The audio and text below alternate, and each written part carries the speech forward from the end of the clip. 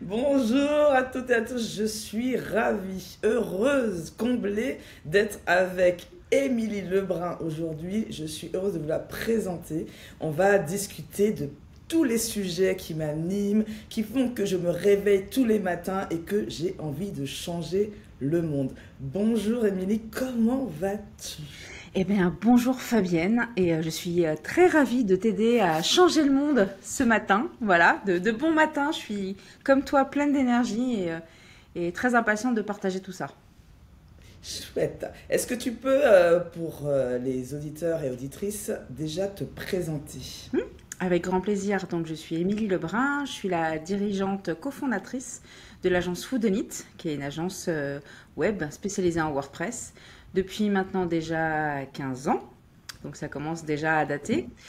Et puis, que te dire d'autre à part que je suis passionnée de management, passionnée de tout ce qui est sujet autour d'une entreprise libérée, du management collaboratif, bref, de comment on peut faire de notre entreprise un lieu de travail beaucoup plus agréable. Alors, qu'est-ce qui fait que c'est justement important pour toi? Parce qu'en premier, bah, moi j'y travaille. Donc c'est déjà important pour moi que mon entreprise soit un lieu, j'ai envie de dire, sympathique, où j'ai plaisir à travailler. Et puis travailler avec des collaborateurs qui sont contents d'être là, que je vois s'épanouir. Ça apporte un grand plus en tant que dirigeant. C'est-à-dire que je ne suis pas juste là pour satisfaire mes clients, je suis aussi là pour satisfaire mes salariés. Et c'est aussi hyper intéressant parce que humainement, ça te fait réfléchir à plein de sujets, de comment tu peux faire autrement par rapport à ce que tu as vécu toi en tant que salarié. Donc forcément, tu vas repenser à tes expériences et tu vas te dire, ok, là, je pense qu'on aurait pu faire autrement. Et du coup, maintenant, tu peux le faire. Tu as un impact aussi sur leur vie. Et ça, c'est super de dire, grâce à moi, grâce à l'entreprise qu'on réalise tous ensemble, en fait, il y a des gens bien, en fait, qui sont heureux. Et ça, c'est plutôt pas mal. Hmm. Ok, et donc quand tu dis que tu avais des pratiques managériales que tu as connues salariées et que justement tu te dis, ben moi, maintenant que j'ai le pouvoir de le faire autrement, je le prends. Est-ce que tu peux nous en donner un exemple juste pour qu'on se rende compte justement de quoi on parle? Ah, ne serait-ce que la grille de salaire.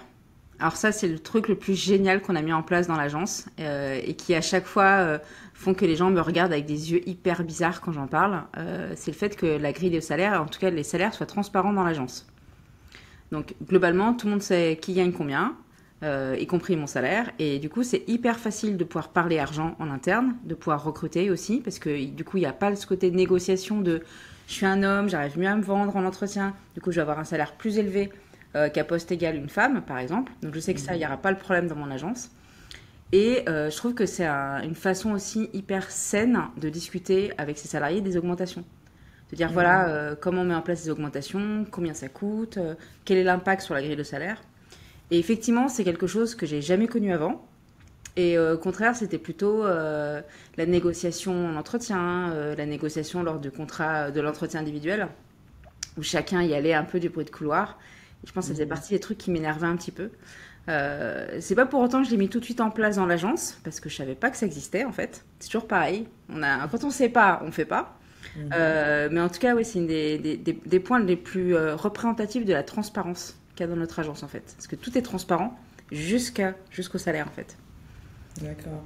Et donc justement, tu dis que ça libère la parole sur l'argent. Ça veut dire aussi que les négociations sont différentes. Est-ce que justement ils prennent une autre forme ou les entretiens, par exemple, justement de fin d'année, est-ce qu'ils ont une autre forme que ce que tu as connu toi-même? Eh ben, largement, puisqu'il n'y a aucune négociation individuelle. Donc là, deuxième raison pour laquelle généralement les gens me disent quoi, que c'est-à-dire, voilà, en fait, on a des augmentations collectives.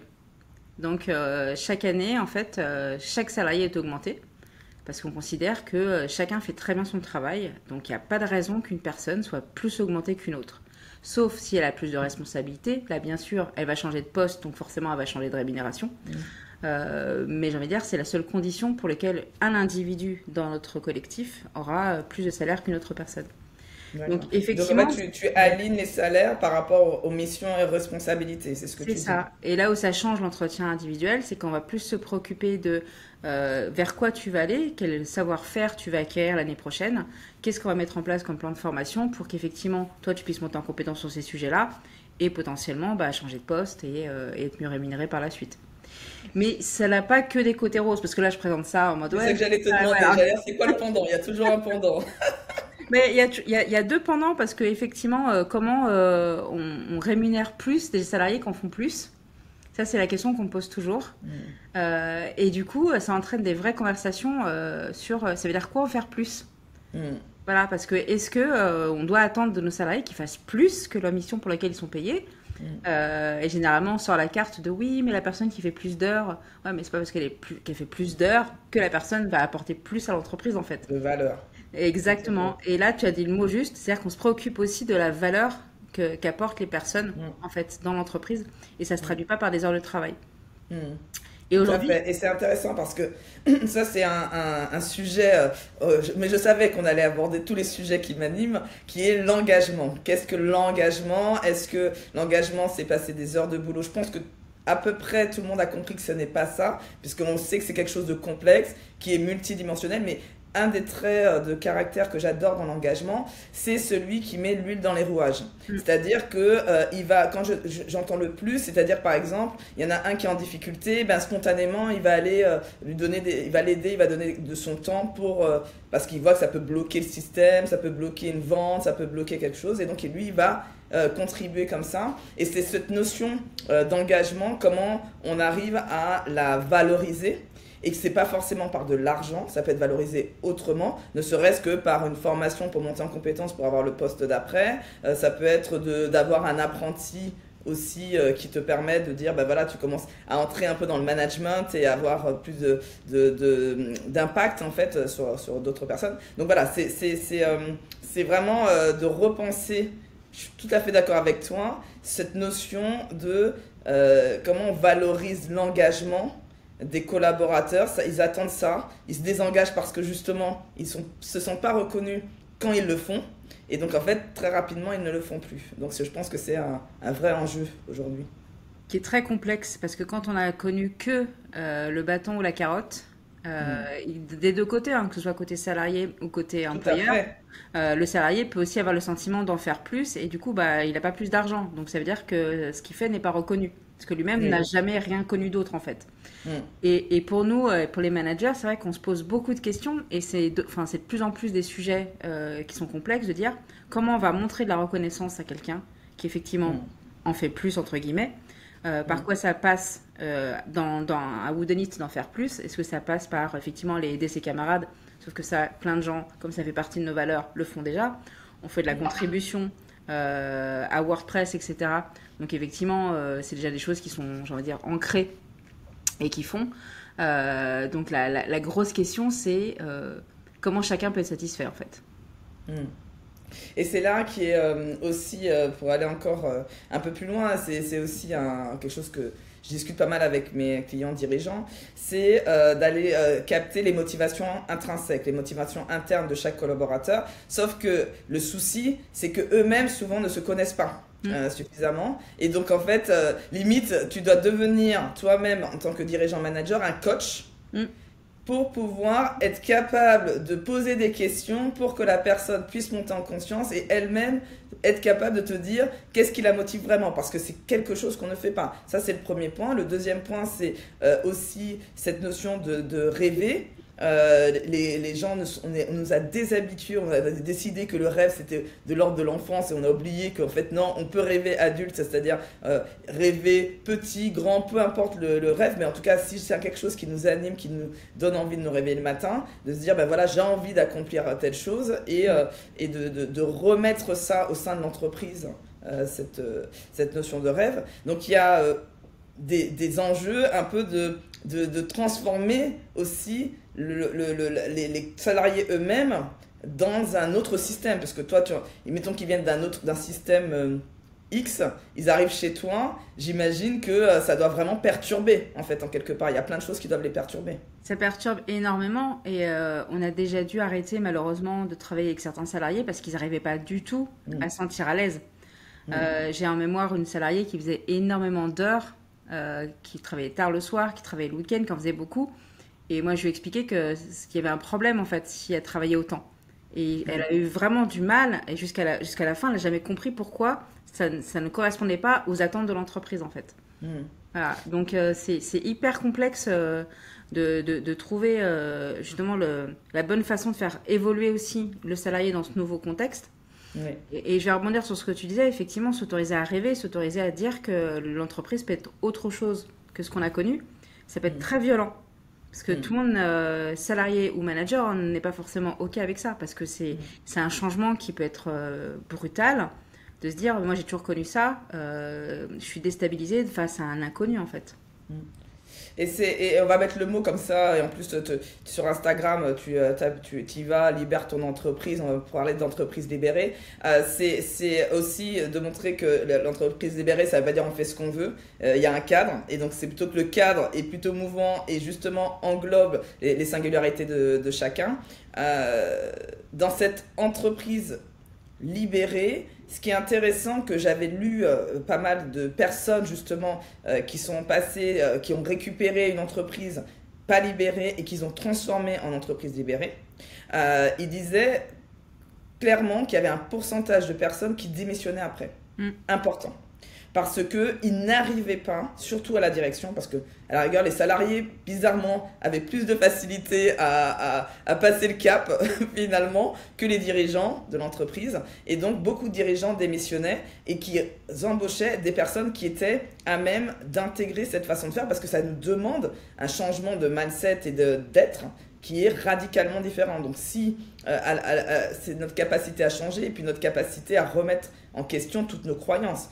Quand tu parles de l'argent, il y a des croyances autour de l'argent qui sont très fortes. C'est pas du jour au lendemain qu'on peut gérer ça, sauf si on est adaptable très vite et qu'on se dit bah tiens, moi c'est dans mon intérêt, je vois tout de suite mon intérêt, donc j'y vais, quoi, tu vois. C'est pour ça qu'il faut y aller très doucement. C'est-à-dire que nous, ça fait des années qu'on a pris cette voie et ça va durer toute la vie de l'entreprise. Hmm. Et ça prend beaucoup de temps, il faut y aller par étapes parce qu'on ne peut pas arriver et dire bon bah maintenant les gars, on libère, c'est parti, l'entreprise devient ultra collaborative et tout changer en même temps. Ça c'est sûr que si n'importe quelle entreprise qui va faire ça, ça va foirer. Il faut y aller Hmm. étape par étape et effectivement on risque de déstabiliser des salariés qui ne sont pas là pour avoir trop de responsabilités non plus parce que le fait de dire on va partager vraiment toutes les décisions, c'est-à-dire que chacun a l'information et a une voix, en fait, un pouvoir sur l'orientation de l'entreprise. Et tout le monde ne le veut pas, en fait. Et ça, c'est Non. totalement OK.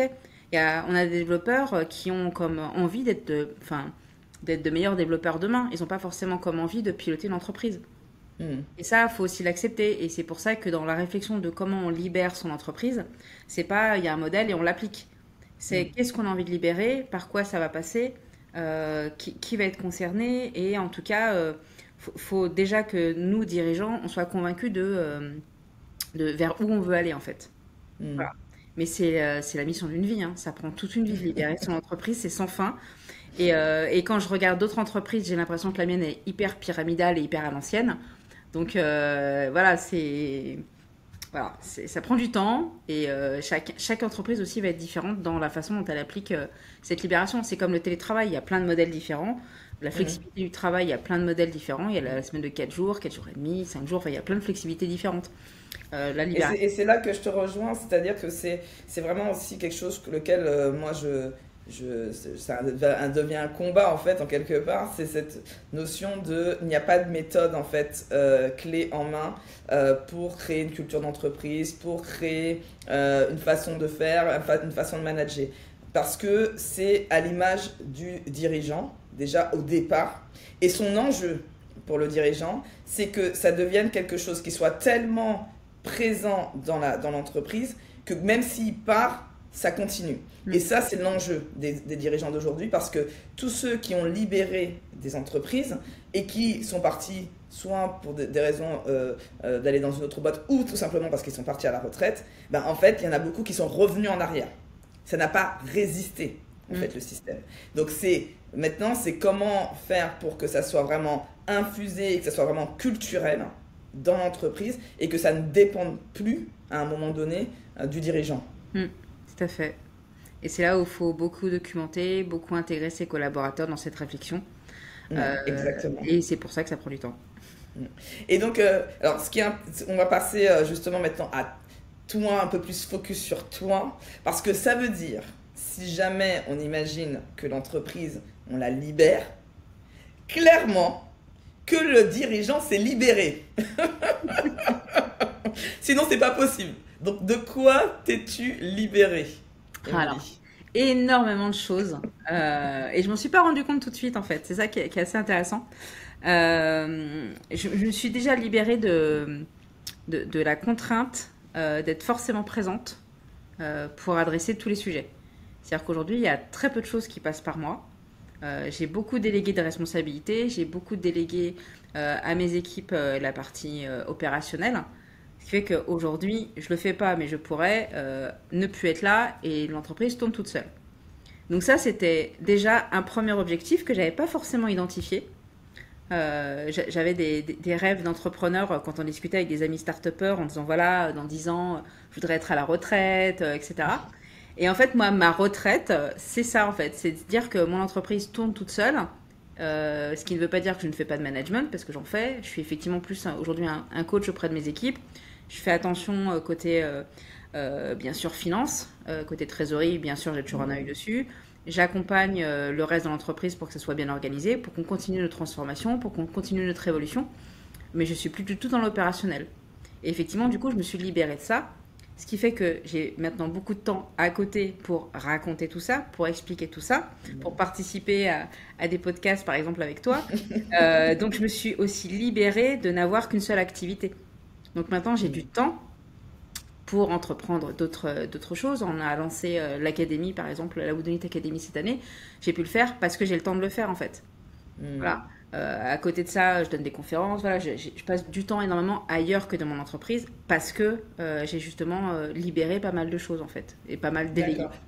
Voilà. Ok, donc donc tu t'es libéré, si je comprends bien, de la partie opérationnelle en déléguant complètement, jusqu'à la prise de décision, ce que je comprends. Et concernant la partie stratégie, Oui. où t'en es? Alors, partie stratégique, on a mis en place un truc que j'adore, c'est l'intelligence collective.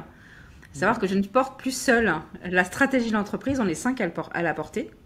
Donc on a fait une équipe en fait qu'on appelle la team stratégique. On se réunit chaque trimestre de visu, on va se voir autour d'une table, on va adresser les différents sujets. Et après, chaque vendredi matin, on fait un point d'avancement. Et en fait, chacun a un rôle. C'est un peu, je nous vois un peu comme les Avengers, on a chacun notre super pouvoir. On se réunit, on dit ok, qu'est-ce qu'on doit faire, etc. Et après, chacun repart sur son terrain, faire avancer les choses. Moi, j'ai le terrain RH. Donc, je vais m'occuper des entretiens annuels, je vais m'occuper voilà, du suivi de certains salariés. Et l'autre personne va être responsable de la partie production, une autre personne de la partie technique. Et donc, on s'est mis en phase sur la stratégie que eux, derrière, vont décliner par rapport à leurs différentes équipes. Donc, pour la stratégie de l'entreprise, c'est hyper reposant parce que j'ai plus le stress de me dire que tout passe par moi. Je me sens plus seule du tout. En revanche, parce qu'il y a toujours un petit mais derrière tout ça, ça force aussi, ça prend plus de temps. Parce que tout le monde n'est pas forcément d'accord. C'est pas, t'arrives le matin, tu dis bon attends, on fait à droite toute, et tout le monde dit ok patron on y va. C'est non, je suis pas forcément d'accord d'aller à droite. Et puis je comprends pas pourquoi tu veux aller à droite. Donc ça prend forcément du temps d'argumentation. Mais pour un dirigeante comme moi qui est très impatiente et qui peut parfois vouloir aller trop vite, c'est très bien. Parce que ça m'apprend à davantage justifier, davantage réfléchir, et aussi d'être moins stressée dans mes décisions, parce qu'on a pris plus le temps d'y réfléchir avec d'autres cerveaux qui ont d'autres analyses de la situation. Donc c'est hyper rassurant. Donc je peux dire que je me suis aussi libérée du stress et du sentiment de solitude, voilà, de la direction stratégique d'une entreprise. D'accord, super. Super. Et est-ce que c'était arrivé de trancher quand même, de se dire ok, tout le monde n'est pas, on va dire qu'il y a 50% sont d'accord, 50% sont pas d'accord, et toi tu tranches d'un côté ou de l'autre? Il y a certains sujets qui sont non négociables. J'avais vu une super conférence comme ça d'une personne qui avait avant travaillé pour l'antiterrorisme et qui travaillait maintenant avec les syndicats et qui fait une super conférence sur faut toujours être très clair sur ce qui est négociable et ce qui n'est pas négociable. Et il y a des choses dans l'agence qui ne sont pas négociables. Voilà. Et ça, il n'y a même pas de... Je dirais que c'est valable aussi pour les enfants. Exactement. Tout à fait. Je dis à chaque fois, il y a des choses négociables et non négociables. Comme Voilà. ça, les choses sont claires. Et du coup, c'est très clair. Et je pense que ces 10 dernières années, ça a dû m'arriver qu'une seule fois de sortir cette carte-là. Parce qu'en fait, quand on met en place ce type de management dans une entreprise, on recrute aussi des gens qui vont dans ce cadre-là, en fait. Oui, Et donc, aussi. justement, ils sont dans la discussion. On n'arrive jamais à un point de blocage où Hmm. vraiment il y a un Ouais, 50-50. Déjà, on est 5, ça évite le 50-50. ouais. Si vraiment on est bloqué, ça ne nous est jamais arrivé. Voilà, ça arrive que des fois on soit pas d'accord. On peut ne pas être d'accord sur un recrutement, on peut ne pas être d'accord sur une direction, mais j'ai envie de dire, testons en fait, parce qu'on a le droit à l'erreur. Parce que moi j'ai pas la science infuse, eux non plus. Et Hmm. puis au bout d'un moment, il faut bien qu'on avance. Donc Hmm. testons, on se met juste d'accord sur le résultat attendu, et puis on voit en fait. Voilà. Mais il y a des choses Alors, effectivement non négociables. quand je t'entends, je me dis une des peurs cruciales des dirigeants, managers aussi d'équipe, hein, ça peut être, c'est cette peur de perdre le contrôle de son équipe ou de son entreprise. Et justement de se dire, c'est moi qui suis responsable d'un point de vue juridique. Mm. Et donc, si jamais il y a faillite et que c'est mes deniers, par exemple, que j'ai mis dans mon entreprise, donc c'est moi qui perds tout et les salariés ne perdent rien. Et donc, ça peut être, oui, mais voilà, c'est quand même mon argent, c'est quand même moi qui prends le risque. Qu'est-ce que tu en penses de cette partie-là? Comment tu le gères, toi, cette peur-là du Ah contrôle? bah, je suis totalement d'accord avec cette peur-là, puisqu'elle est vraie. Donc c'est vrai, c'est moi qui suis responsable. Et je veux dire, cette peur-là, je l'ai eue tellement que je pense que tout passait par moi à cause de ça. C'est-à-dire que chaque mail client aurait pu passer par moi, chaque livraison de site aurait pu passer par moi. Et enfin, au début, je faisais que je regardais tout, parce que j'avais une telle angoisse qu'on ne délivre pas ce que moi j'avais en tête, et que du coup, tout allait s'effondrer en fait. Et c'est vraiment un extrême presque micro-managérial en fait. Donc moi j'ai Mhm. commencé comme ça. Et après, généralement quand on veut faire moins, être moins dans le contrôle, on fait l'effet inverse, on contrôle plus rien. On lâche Mhm. tout. Et alors ça j'ai fait pareil, j'ai fait l'autre erreur. Et après, il faut apprendre à trouver le juste équilibre entre les deux. Et pour se libérer de ce besoin de contrôle, il faut réussir à savoir sur quoi on a vraiment besoin d'avoir du contrôle. Moi j'ai vraiment Mhm. besoin d'avoir du contrôle sur ma trésorerie. Parce que ça, effectivement, c'est le nerf de la guerre. J'ai besoin de m'assurer qu'on facture assez et Mhm. que l'argent rentre et à quelle rapidité on sort l'argent, etc. Et ça, effectivement, j'ai un œil dessus et c'est moi qui en suis responsable et qui le suis. En D'accord. revanche, ce qu'on va facturer comme activité, si les responsables de la production et les responsables commerciaux ont envie de faire évoluer nos offres, s'ils ont des meilleures idées, s'ils veulent aller... j'ai en tête, il y a 2 ans, ils étaient... peut-être c'était il y a 3 ans, ils ont voulu aller vers davantage d'éco-conception, d'éco-responsabilité, qui est un sujet que je ne Mhm. connais pas du tout. Mais ils s'y connaissent, ils y croient énormément. Il y a 3 ans, on a dit ok, allons-y en fait. Et aujourd'hui, c'est devenu effectivement une branche de notre activité très forte. Mhm. Ah, on travaille pour des noms comme l'ADEME, etc. Donc on voit qu'on a bien fait de prendre ce pivot-là. Si c'était passé par moi n'y connaissant rien, j'aurais dit bah non, je vois pas pourquoi en fait. Mhm. Voilà. Donc ça, c'est des choses que je peux déléguer parce qu'on voit vite si ça fonctionne ou pas. Si ça fonctionnait pas, moi je l'aurais vu sur l'impact trésorerie. Donc je dis non, non, là, il faut qu'on repivote ailleurs parce que ce que vous avez voulu tenter ne marche pas. Voilà. D'accord. Donc, tu as une sorte de levier. Si je résume un peu tout ça. Tu as une sorte comme ça, tu sais, dans les bateaux, là, quand tu, de gouvernail, voilà, je Tout à cherchais le fait. mot, le gouvernail. Donc tu fais en fonction de la trésorerie, tu laisses une certaine liberté, tu dis, ok, là il y a un risque, on tourne trop à droite, donc il faut remettre le bon chemin.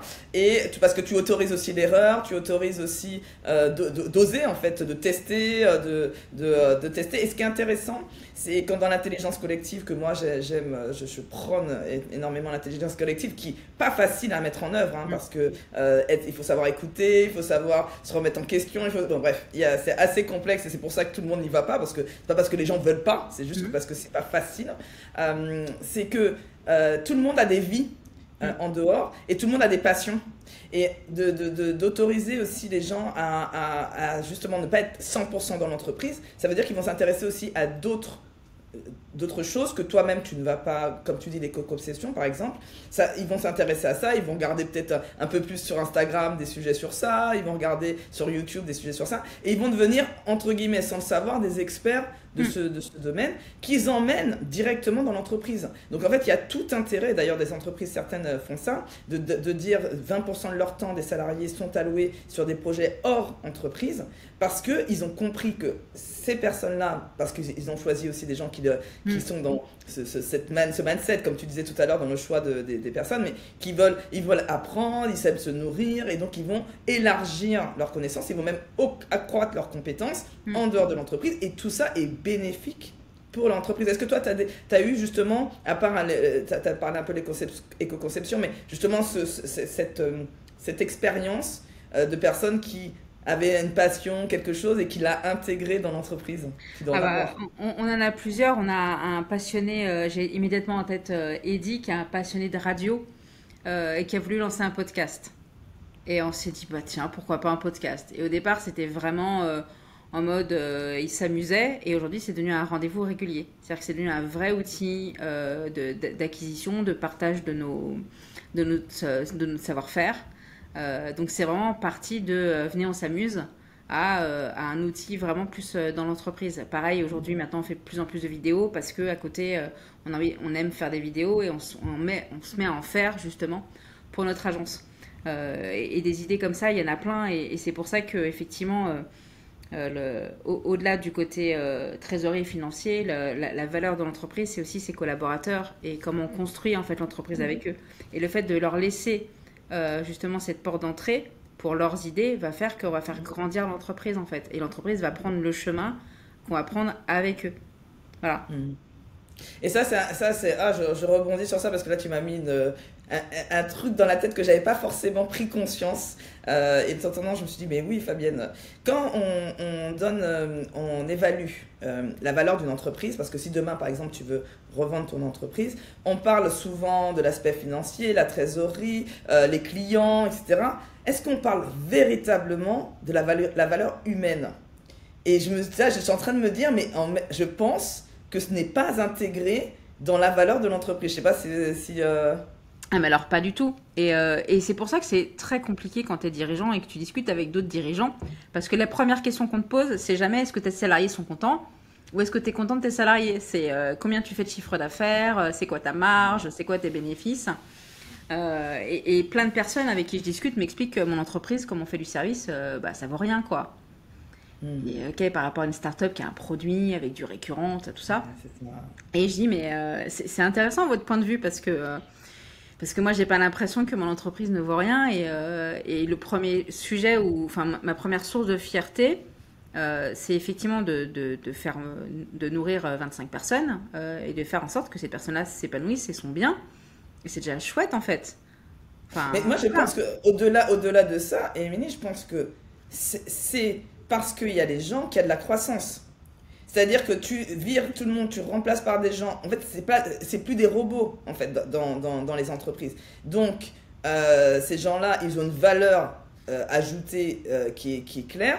Et je crois que c'est toi qui a fait que j'ai découvert le livre que j'ai même mis dans ma conférence aujourd'hui d'Hubert Joly, La magie humaine. Je crois que je me demande si c'est pas là qu'on a commencé à se connecter toutes les deux, et que je l'ai mis en fait comme exemple dans ma conférence. C'est vraiment cette magie humaine quand lui il décide au départ de se dire je ne vais licencier personne.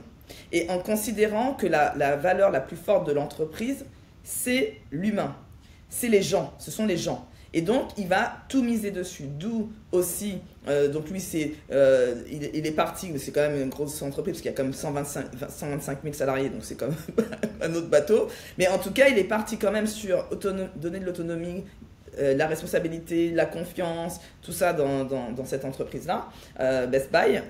Et donc, en fait, pour moi, les personnes font partie de l'aventure, font partie de la valeur de l'entreprise. S'il n'y avait pas eu ces personnes-là, ils n'auraient pas réussi à sortir l'entreprise de la crise, ils n'auraient pas réussi à être autant innovants et d'être aussi compétitifs. Donc en fait, tu es compétitif parce que tu as les bons éléments dans ton entreprise. Et je trouve bizarre en tout cas là je prends conscience en te le disant, que ça ne soit pas intégré dans la valeur de l'entreprise. Ah, mais pas du tout, hein. Et ni comment dire, ni le taux de churn, ni la fidélisation, enfin tout ça ne fait pas Oui, partie tout à fait. des critères. Et c'est vrai que, enfin, c'est les salariés qui font le travail, hein. C'est eux qui Oui. délivrent tous les jours en fait. Et sans eux, il n'y a pas l'entreprise. Donc c'est vraiment, pour moi, la première valeur, elle est là. C'est effectivement, c'est mon équipe. Et comment demain, je vais continuer d'investir sur elle pour que demain, elle continue d'être épanouie, elle continue d'apporter des choses à nos clients, à eux-mêmes, pour continuer à apporter des choses à l'entreprise. C'est vraiment le cercle vertueux en fait. Tout à fait. Alors, le stress, ça fait partie du job de l'entrepreneur, du dirigeant, du manager. Je crois que je crois que c'est le truc qui devient limite normal au bout d'un moment. Mais par contre, on n'est pas obligé de le subir. Hmm. Il y a des choses qu'on peut faire, mettre en place. Comment toi, tu gères ton stress au quotidien? Euh, le yoga, c'est bien. Et je vais pas parler d'alcool. Non, blague à part. Alors déjà, je suis beaucoup moins stressée. Déjà, de ne plus habiter Paris, déjà, ça limite le stress. D'être en télétravail, ça limite le stress. Enfin, voilà, il y a plein de choses qu'on peut mettre en place pour que dans notre quotidien, il y ait beaucoup moins de stress.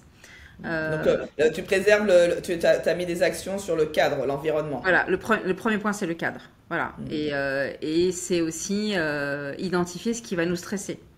Mm. Moi, j'ai très peu de sujets de stress dans l'entreprise parce que je me suis aussi, on va revenir sur le côté libéré, j'ai pris beaucoup de recul avec le fait que bah, si demain l'entreprise s'arrête, bah, elle s'arrête et j'ai envie de dire, c'est pas quelque chose qui va mettre en péril ma vie en fait. Je veux dire, Mm. demain je retrouverai un travail, je pourrais recréer une autre entreprise, c'est pas grave. Mm. Je veux dire, il y a des choses sur lesquelles on n'a pas forcément la main.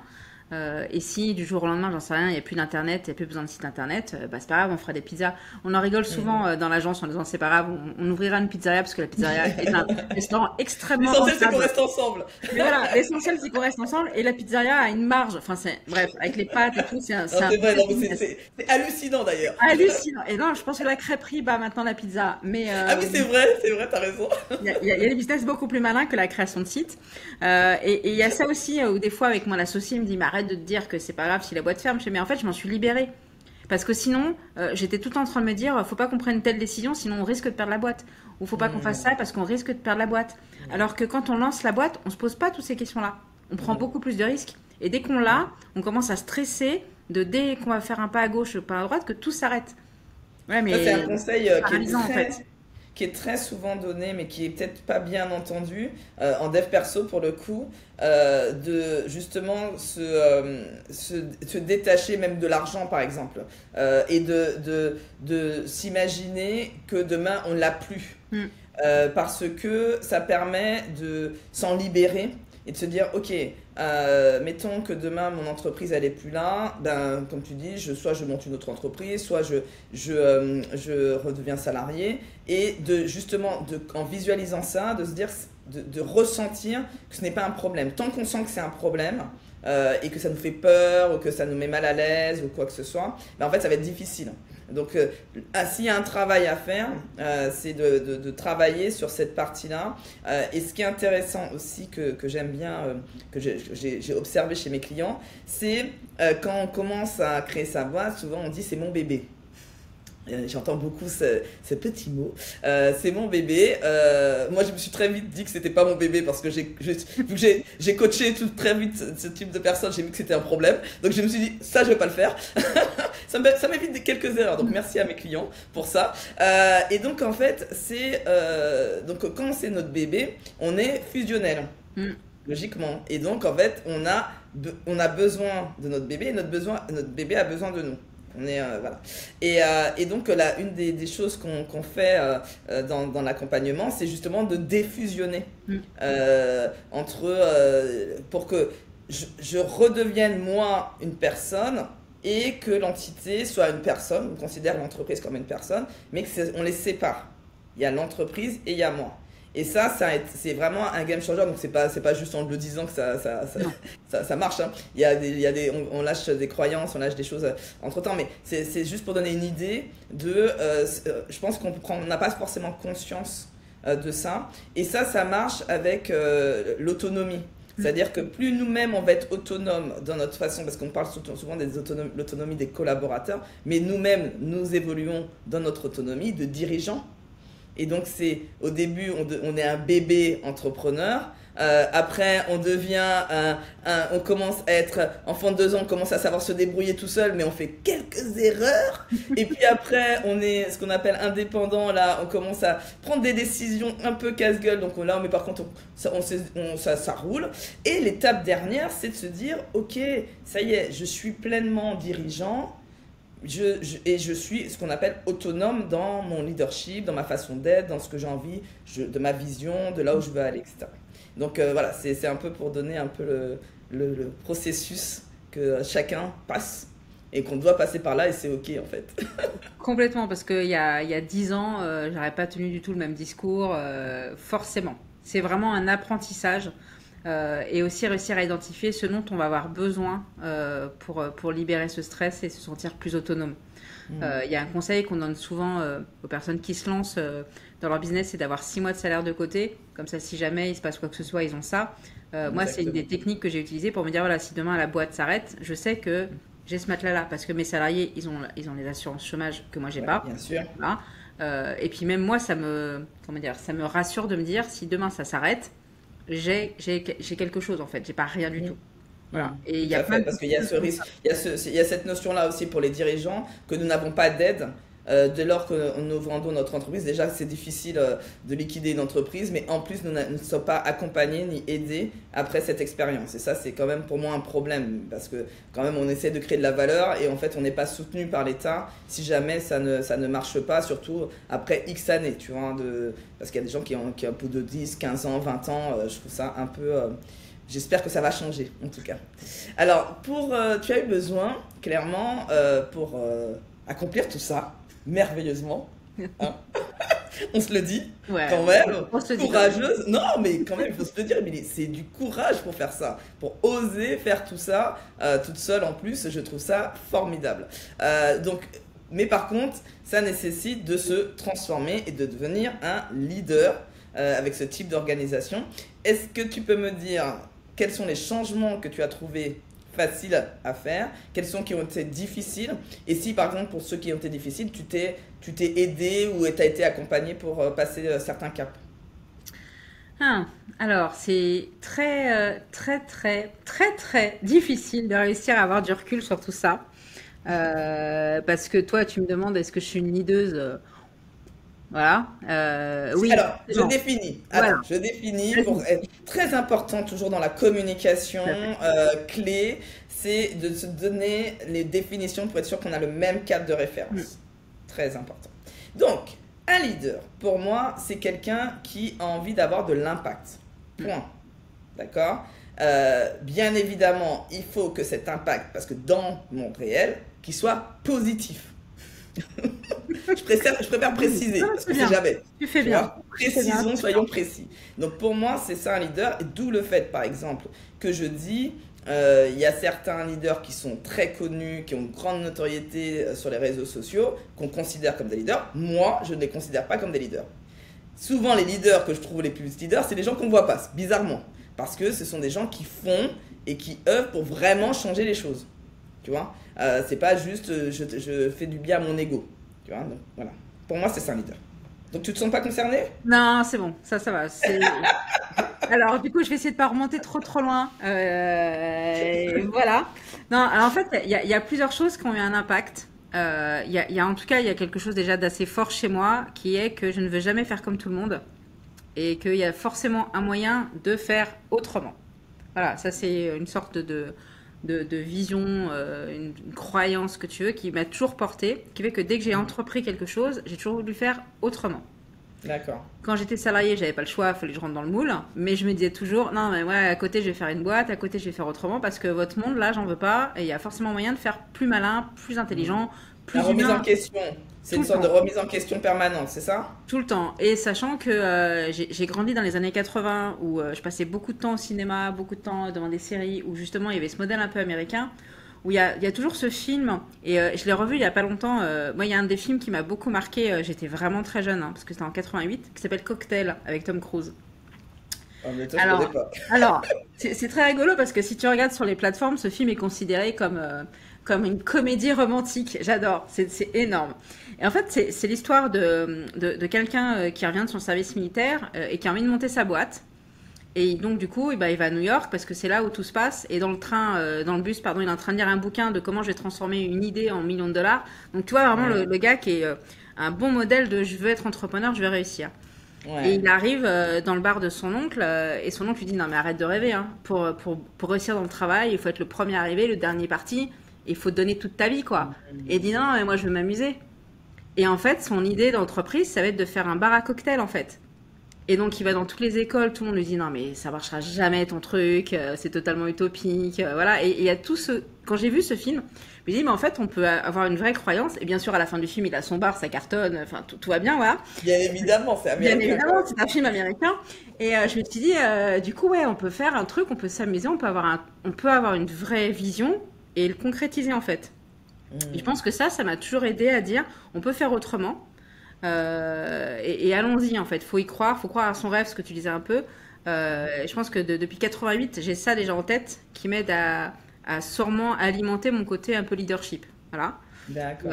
Et après, je l'ai complètement perdu quand j'ai monté mon agence parce que j'étais tellement stressée que je voulais tout contrôler. Je suis devenue une micromanageuse. Enfin, j'étais vraiment une terrible manager les premières années.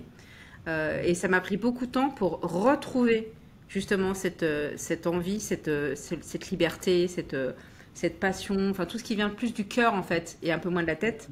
Et c'est venu parce que j'ai vu une conférence. Donc à l'époque, j'habitais Paris, donc je partais super tôt le matin parce qu'il faut partir super tôt pour éviter les bouchons, ou alors je prenais le RER, j'étais comme ça serrée, enfin c'était l'horreur quoi. Et je vais voir une conférence et je pense que je me rappellerai toute ma vie de cette conférence de ce gars qui explique qu'il a une agence comme la mienne, sauf qu'elle est 10 fois plus grosse. Et il gagne plein d'argent, tout se passe bien, ils ont plein de salariés. Et tous les matins, il va faire du surf. Et que du coup, il fait du surf, après il se connecte depuis la plage sur son ordinateur, il parle avec son équipe, puis après il va voyager. J'étais là, mais ça s'appelle comment ce truc? Parce que ça a l'air vachement bien. Et j'ai découvert le télétravail et j'ai fait mince, en fait on est complètement con. Et du coup je me dis, mais il a tout compris. Donc ça veut dire que si on lâche ce côté bureau physique, etc., comment je vais expliquer les choses à mes équipes, comment je vais communiquer avec eux, comment on va construire l'entreprise ensemble, si cette représentation de l'entreprise n'est plus un bureau en fait. Hmm. Et c'est là où, en termes de management et de leadership, on repense les choses complètement autrement. Parce que ça passe par beaucoup de communication. Du coup, comment on communique, sur quoi on communique, à quelle fréquence on communique, comment on accompagne ses équipes, quand on se libère justement de ce côté bureau et du côté traditionnel qui va avec le bureau en fait. Oui, tout à fait, tout à fait. Voilà. Et après, c'est des lectures, c'est de l'accompagnement. Voilà, j'ai vu plusieurs coachs. Je continue à en voir et j'en continuerai à en voir parce que on a besoin de coaching, on a besoin d'être accompagné par des gens qui accompagnent les dirigeants, qui ont cette habitude-là, qui vont voir des choses en nous. Et c'est vraiment, enfin pour moi, c'est indispensable en fait. C'est pas pour rien si tous les sportifs en ont, hein, si les présidents en ont, si les chanteuses en ont, enfin toutes les personnes qui réussissent, je mets des grosses guillemets là-dessus, ont besoin d'être accompagnées en fait. Hmm. Voilà, parce qu'on Et a c'est besoin de surtout, quelqu'un. je pense, si pour le leadership. Parce Oui, que le leadership, c'est tellement personnel. Ce n'est pas, tu ne peux pas, même s'il y a des formations qui se disent sur le leadership, donc c'est des formations, si elles sont bien faites, qui sont basées sur des approches de coaching. Forcément. Toutes les formations qui sont liées sur les soft skills aussi, sur les compétences comportementales, les bonnes, c'est avec des méthodes de coaching parce que ça nous permet de prendre conscience, de prendre de la hauteur et de se poser les bonnes questions. Et donc, avec nos questions, après, c'est d'aller chercher en nous, et justement, comme tu disais, qui est essentiel, et que c'est vrai que le coaching, moi je fais plutôt du coaching individuel aujourd'hui, je suis en train de me diriger vers le coaching de codir et d'équipe, mais c'est cette notion d'aider le client à lâcher le cérébral.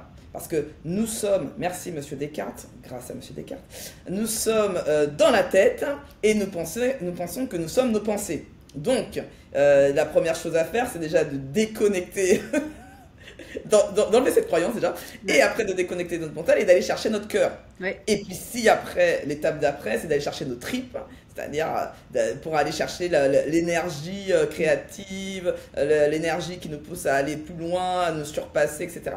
Mais déjà, rien que la première étape qui est d'aller dans notre cœur, moi je sais qu'au début, mes clients qui sont débordés, qui n'arrivent même plus qui ont tellement de choses à penser, c'est quand toi tu étais à tes débuts, là, quand tu disais le micro-management, moi mes clients ils arrivent à ce niveau-là, généralement, eh ben, c'est là où je les accompagne déjà la première étape à lâcher le mental. Mais il y a des pépites après qui arrivent, des trucs qui sont dits. Même, tu sais, moi, je sais que c'est ce que je trouve magique, c'est des fois les gens s'entendent répondre quand ils écoutent leur cœur et ils font comme ça. C'est comme ça. C'est qui a dit ça? C'est même eux sont surpris de s'entendre oser dire ça, tu vois ce que je veux dire? Parce que et c'est là qu'on voit à quel point nos croyances et nos pensées dirigent notre vie. Et que si on veut s'éclater, si on veut prendre du plaisir, si on veut être épanoui, ben c'est déjà la première étape, c'est d'aller chercher vraiment notre cœur. Parce que notre cœur, pour le coup, il sait tout. Tout ce qui est bien pour nous, tout ce qui est bien pour notre entourage, tout. C'est hyper important d'écouter son cœur et aussi son corps, parce que son corps va Oui, manifester le corps aussi, tu as raison. ce qui nous convient ou ce qui nous convient pas. Parce que tu Tout parlais à du fait. stress tout à l'heure, c'est aussi pour ça que je suis moins stressée, parce que j'ai l'impression d'être alignée entre qui je suis, où je vais, mon équipe, mon entreprise, Bien sûr. ce qui fait que c'est déjà beaucoup mieux. Mais pour ça, ça prend du temps et c'est plus facile maintenant quand ton entreprise elle a 15 ans. Et Bien je pense sûr. que c'est plus facile aussi d'avoir ce rôle de leader quand tu n'es plus dans le côté opérationnel tous les jours Très juste. produire en fait. Parce que je Très pense juste. il y a ça aussi qui m'a aidé parce que du coup j'ai plus de temps pour y réfléchir. Ouais. Si j'étais encore dans la production comme je l'étais avant, c'est impossible de trouver du temps pour Mm. travailler ce leadership parce que ça se travaille. Oui, Parce que la exactement. communication, avant de faire une bonne communication, c'est 50 communications de merde, hein. Enfin, excuse-moi de le Mm. dire comme ça, mais moi, Mm. plein de fois, j'ai eu des soucis de communication parce que j'employais pas les bons mots, parce que enfin, j'étais trop implicite, j'expliquais pas assez mes idées. Enfin, et j'ai encore ce problème-là aujourd'hui, ça se pratique toute sa vie, Tous les jours. tous les Mm. jours. Être leader, ça se pratique tous les jours. Ça, c'est Mm. sûr. Parce que ça aussi, ça nécessite une remise en question, une réflexion de, OK, mais est-ce que je veux vraiment ça? Pourquoi je veux ça? Est-ce que c'est la société qui me l'impose? Est-ce que c'est vraiment ça que j'ai envie de faire? Et du Mm. coup, maintenant, comment je le transmets? Comment j'embarque d'autres gens? Et toi, moi, aujourd'hui, j'ai envie même que ça dépasse le cadre de mon entreprise, parce que j'ai envie de le faire sur les réseaux sociaux pour montrer justement cette alternative, en fait, que moi, je Mm. connais, d'exprimer partout, venez, faites autrement, quoi. Arrêtez de nous dire qu'il faut remettre tout le monde dans les bureaux parce qu'il n'y a pas de cohésion. Le problème, c'est pas le bureau, en fait. C'est vrai. Voilà. Et Ça, c'est tellement pour se rassurer. Moi, ça me fait doucement rigoler. ouais. Et ils essaient de nous convaincre. Je pense qu'ils essaient de nous convaincre, alors que non, non, en fait, ils essaient ils essaient de se convaincre eux-mêmes, tu vois. Mais nous, en fait, ils vont pas réussir à nous convaincre, en fait. Eh C'est-à-dire, non. à un moment donné, les gens, ils ont goûté. Après, dès que tu as goûté, tu as le manque, hein. Si tu connais pas, ben en fait, parce que moi je me rappelle, j'ai connu le télétravail, j'ai eu la chance de connaître très tôt chez L'Oréal, parce que L'Oréal est très avant-gardiste sur toute la partie management et leadership. Et j'ai connu le début du télétravail, alors qu'il y avait ça n'existait dans aucune entreprise de mes copains, de qui que ce soit. Et en fait, le truc, c'est que quand on a goûté, mais c'était même pas no way de revenir en arrière, quoi. Je veux dire, c'est-à-dire que, allô, quoi. C'est-à-dire que il y a le cap à franchir, et encore, je reviens sur l'autonomie. Mm. C'est-à-dire que c'est possible, ton modèle aussi de 100% remote, parce que tu as décidé d'être en 100% remote, c'est-à-dire que tous tes salariés sont entre guillemets chez eux, travaillent où ils veulent, et par contre, vous rejoignez sur des plateformes. Ce n'est possible que si les collaborateurs sont autonomes. Oui. Parce que, et ça, c'est le problème aujourd'hui qui se pose. C'est-à-dire qu'on a mis, parce que la Covid nous a forcé à le faire, tout le monde en télétravail. Et c'est, je pense, là que les gens se sont rendus compte que tout le monde n'était pas au même niveau d'autonomie. Mm.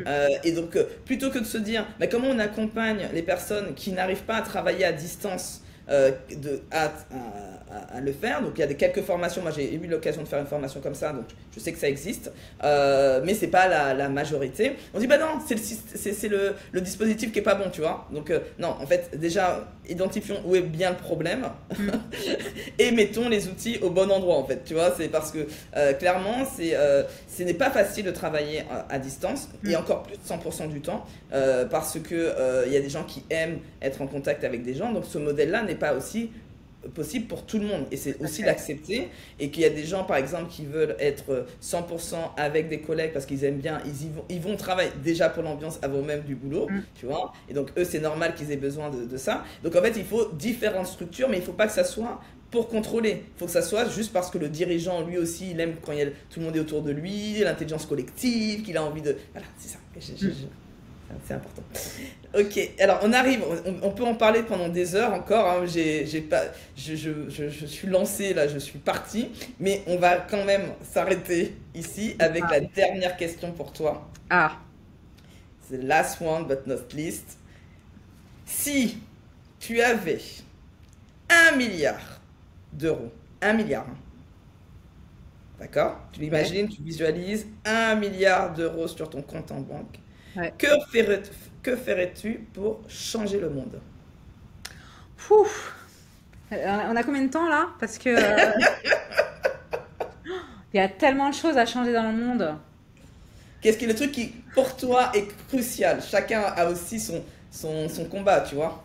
Oui, et puis après, il y a qu'est-ce que je peux faire qui est réaliste, ce sur quoi tu peux agir en fait, parce que toi, la faim dans le monde, la misère, la violence, les guerres, enfin, toi, c'est hyper vaste. J'aimerais bien sûr que tout ça s'arrête, mais c'est trop vaste. Je pense qu'effectivement, déjà, dans le milieu que je connais, qui est le milieu du monde du travail, il y a plein de choses à faire, notamment pour les rémunérations, pour permettre des gens de mieux gagner leur vie. Alors, je suis pas sûre qu'avec 1 milliard, ça suffirait, mais ça pourrait déjà y contribuer, que les revenus minimums soient plus élevés, sur comment on peut accompagner la formation des personnes pour qu'ils soient des meilleurs managers, pour que ça contribue à avoir des meilleures entreprises. Il y a des choses sur lesquelles on peut investir pour que dans le monde du travail, déjà, ça se passe mieux. Donc je Mhm. commence par celui-là parce que c'est celui que je connais le mieux. Parce que Oui. dans le monde, il y a tellement de choses à faire pour que le monde se tourne mieux.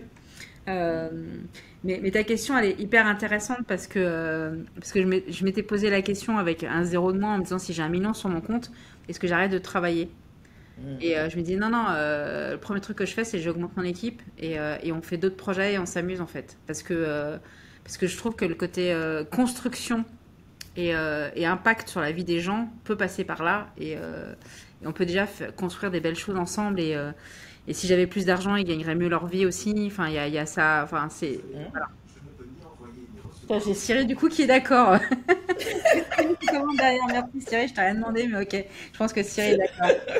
Mais c'est pour ça que je suis très admirative je vois notamment des reportages sur tous ces gens qui ont extrêmement bien réussi et qui maintenant investissent pour les toilettes en Afrique, choses comme ça, pour essayer d'améliorer la santé, etc. Il y a tellement de choses à faire, par où commencer, quoi. Et c'est marrant parce que quand je t'entends, si je devais faire une sorte ce que je sens, je te partage ce que je sens dans ce que tu es en train de dire. Je pense que tu as envie de changer le monde, le changement du monde de l'entreprise déjà. Et ça peut passer par l'investissement soit sur la croissance de ta boîte ou d'investir aussi dans d'autres boîtes pour aussi diffuser ce modèle d'entreprise libérée. Tu vois, je pense que parce qu'il y a deux enjeux, il y a jusqu'à quelle taille une entreprise peut rester libérée et prouver qu'en fait tu peux en avoir 120 000 et être libéré. Moi, je ne pense pas que ça soit une question de taille, c'est plutôt une question de mindset. Et le truc, c'est est-ce que c'est duplicable? Tu vois, donc il y a deux sujets sur cette partie-là. Est-ce que si je duplique mais que je ne suis pas non forcément la dirigeante de l'autre entreprise, est-ce que c'est duplicable aussi le modèle? Tu vois, ou est-ce qu'on doit repartir de zéro? Est-ce que, tu vois, il y a des questions comme ça qui peuvent...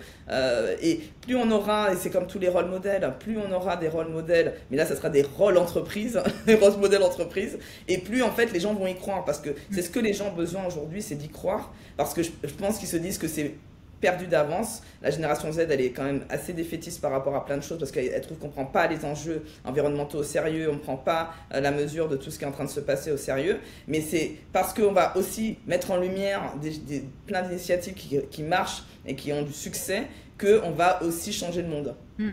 Complètement d'accord avec toi. Donc voilà, donc c'est en tout cas merci Merci mille fois d'avoir partagé en toute transparence tout ce qui est au sujet de ton entreprise et toi-même.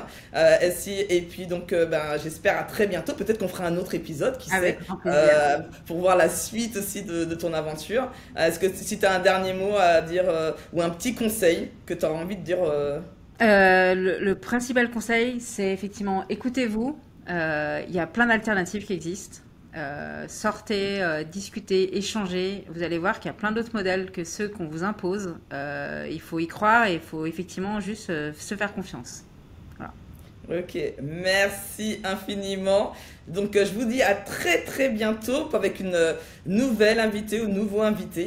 Là, il y aura pas je ne choisirai pas que des femmes par rapport aux autres saisons, mais en fonction des personnes justement qui essayent de changer le monde. À bientôt. Au revoir.